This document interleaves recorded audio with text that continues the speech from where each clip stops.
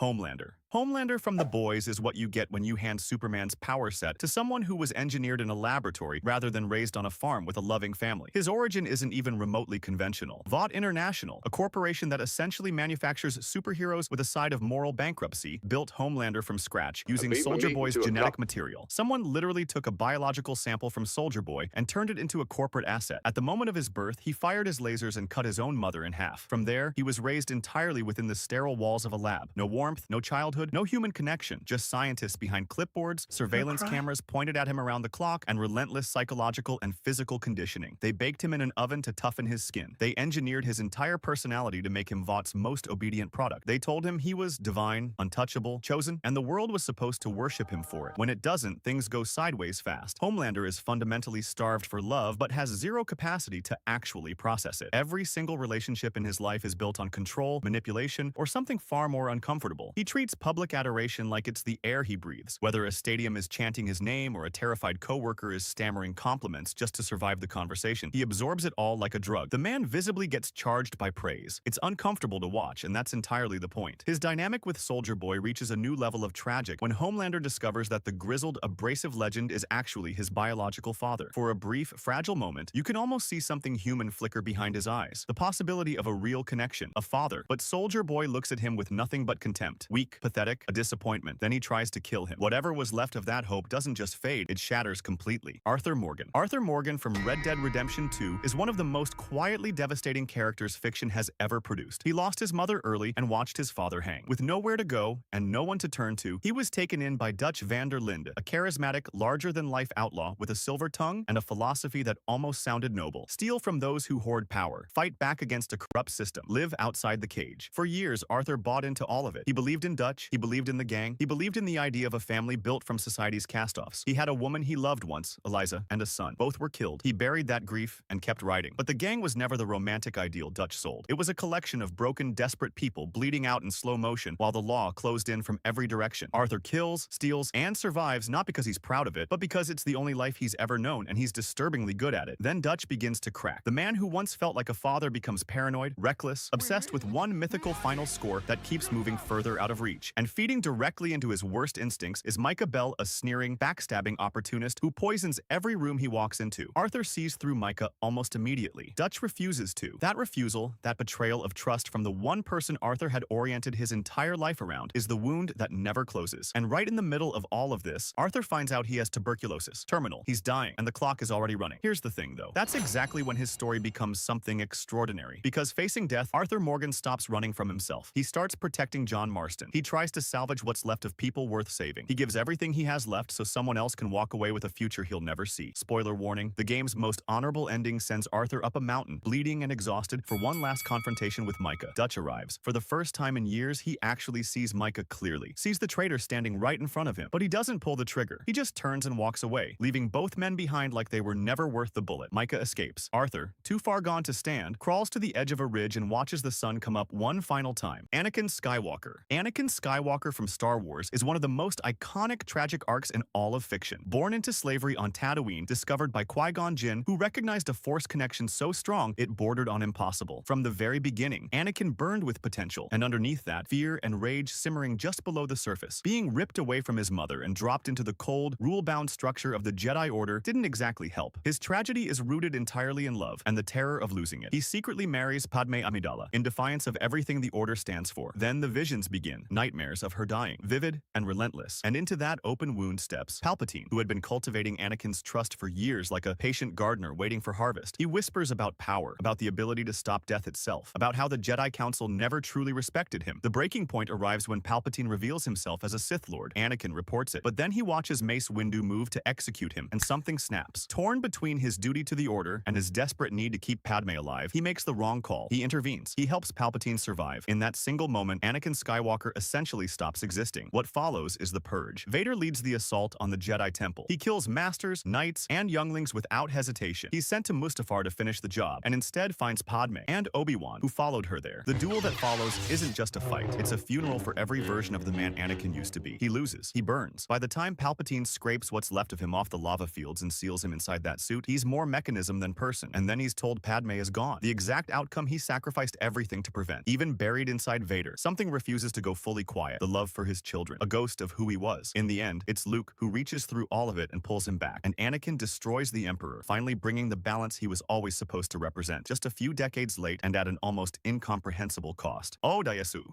Dae-su from Park Chan-wook's Old Boy might be the most psychologically destroyed protagonist in all of Korean cinema, and that is genuinely saying something. The film opens with Dae-su as an ordinary, unremarkable man, slightly drunk, slightly obnoxious, nothing special. Then he's taken. No explanation, no trial, no crime announced. He's locked inside a private prison disguised as a hotel room for 15 years. No contact with the outside world. No answers. Just four walls, a television, and the slow erosion of his mind. When he's finally released, again, without explanation, he's handed money, a phone, and pointed toward a mystery. Why was he imprisoned? Who did it? He falls in love with a young sushi chef named Mido along the way, and for a moment it feels like redemption might actually be on the table. It isn't. The architect of everything is Lee Woo-jin, a man with infinite resources and a single consuming obsession. Years ago, a young Dae-su witnessed something he shouldn't have and gossiped about it carelessly. A secret involving Woo-jin and his sister. The rumor spread. The sister, unable to live with the exposure, took her own life. Woo-jin never forgot. He never moved on. He spent years engineering the most elaborate, most sadistic revenge imaginable. The twist, and if you haven't seen this film, I genuinely envy you for having it ahead of you, is that Mido is Dae-su's own daughter. Woo-jin didn't just destroy him. He made Dae-su destroy himself, using love as the weapon. Dae-su begs. He crawls. He cuts out his own tongue as an offering of silence. It doesn't matter. Woo-jin has already won and he knows it. Eren Yeager. Eren Yeager from Attack on Titan starts exactly where you expect a shonen protagonist to start. Furious, idealistic, and screaming at the walls that cage him. His mother is eaten by a Titan while he watches, helpless. From that moment, he has one purpose: destroy every Titan that exists. Simple, clean, easy to root for. Then the series starts peeling back layers, and it never really stops. The Titans, it turns out, are humans. Eldians, people with the same blood as Eren, transformed against their will. The walls that imprisoned humanity inside Paradise weren't protection. They were a cage designed to contain a people the world had already decided deserved to be erased. His father, Grisha, was a revolutionary who murdered an entire family to steal the power of the founding Titan and pass it down to Eren like a burden disguised as a gift. And the memories Eren inherited along with that power showed him everything, including how this story ends. The transformation from boy to monster isn't sudden. It's gradual, methodical, and almost rational in its internal logic, which makes it infinitely more disturbing. Eren watches his friends suffer. He watches Paradise be treated as a problem to be solved by the rest of the world. He concludes, with cold clarity, that there is only one solution: eliminate the threat before it eliminates them. All of it. The entire world outside those walls. The rumbling. Millions of civilians, ordinary people with no power over their government's decisions, crushed under the feet of a wall of colossal titans that Eren is controlling. Children, families, people who protested the treatment of Eldians. Eren kills them all. His closest friends become his enemies. The people who once would have died for him have to become the ones who stop him. And in the end, it's Mikasa who ends it. Severus Snape. Severus Snape from Harry Potter is one of fiction's most morally layered figures. A man whose entire life was essentially one long act of quiet penance for a mistake he made when he was barely an adult. Snape grew up with almost nothing going for him. His father was a muggle with no warmth to offer. His mother was a witch from a family in decline. He was poor, isolated, socially invisible, and brilliant, a combination that tends to go one of two ways. He found his first real friendship in Lily Evans, a girl with magic and a kindness she gave freely. She was the one person who made any of it feel worth enduring. The Hogwarts years pulled them in opposite directions. Snape drifted toward darker company, drawn by the promise of belonging, and the intoxicating logic of pure-blood ideology. James Potter made his life a daily humiliation. The worst came when Snape, in a moment of rage and shame, hurled a slur at Lily in front of everyone. She cut him off completely. He never got her back. He joined the Death Eaters. He fed Voldemort a fragment of a prophecy, not knowing, or perhaps not letting himself fully process, that it pointed toward Lily's child. When Voldemort marked the Potters for death, Snape did something almost no one in his position would have done. He went to Dumbledore and begged him to protect her. He switched sides entirely. It was too late to save Lily. He spent the rest of his life making sure it wasn't too late for her son. For nearly 2 decades, Snape operated as a double agent, despised by the Order, trusted by Voldemort, genuinely loyal to neither camp except to a dead woman's memory and a silent, ugly promise. He was cruel to Harry in ways that are hard to entirely excuse. He was brilliant, bitter, and deeply alone. And in the end, he died in a boathouse without ever being thanked, without Harry ever knowing the truth, killed by a monster serving a man Snape had given everything to destroy. Dumbledore once asked him if his feelings for Lily had never changed after all those years. Snape cast a single Patronus, a doe, her Patronus. His answer, always. Nina Tucker.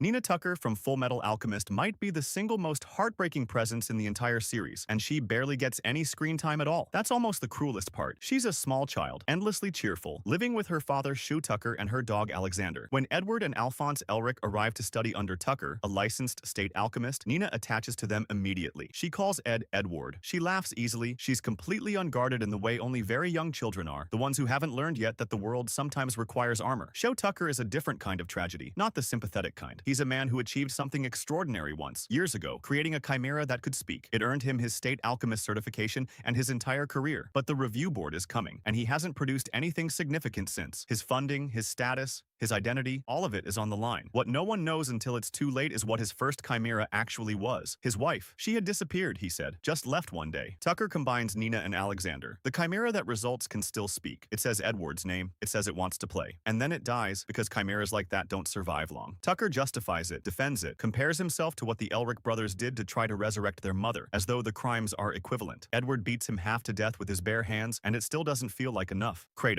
Kratos from God of War is the story of a man who went to war with the entire concept of fate and won, repeatedly. He was a Spartan general, ruthless and brilliant, who made a bargain with Ares in a moment of desperation on a battlefield he was about to lose. Ares gave him power. Kratos gave him service. What the God of War didn't mention, what he deliberately concealed, was that he would use that service to orchestrate the single most devastating possible outcome. In a blind rage fueled by divine manipulation, Kratos killed his own wife and daughter with his own hands. He didn't know it was them until it was over. Ares had engineered the entire scenario specifically so that it would happen. The ashes of his family were sealed into his skin by the Oracle as a permanent reminder, the ghost of Sparta. He could never wash them off. He could never forget. What follows is decades of violence so total and so escalating that it essentially dismantles the entire Greek pantheon. Kratos kills Ares. He becomes the god of war himself and hates it. He is used, betrayed, manipulated, and resurrected every time the gods find a use for him again. He kills Zeus, his own father, and tears through Olympus on a path that is simultaneously about vengeance. Then, in the Norse saga, something shifts. He has a son, Atreus, and for the first time since the Ashes, Kratos has something he actually wants to protect rather than something he can't stop losing. He is terrifying, closed off, incapable of softness, carrying the weight of every terrible thing he's ever done, but he is trying. That's the thing about Kratos that the later games understand so deeply. The most violent man in any mythology is the one fighting hardest to become something his son won't have to fear.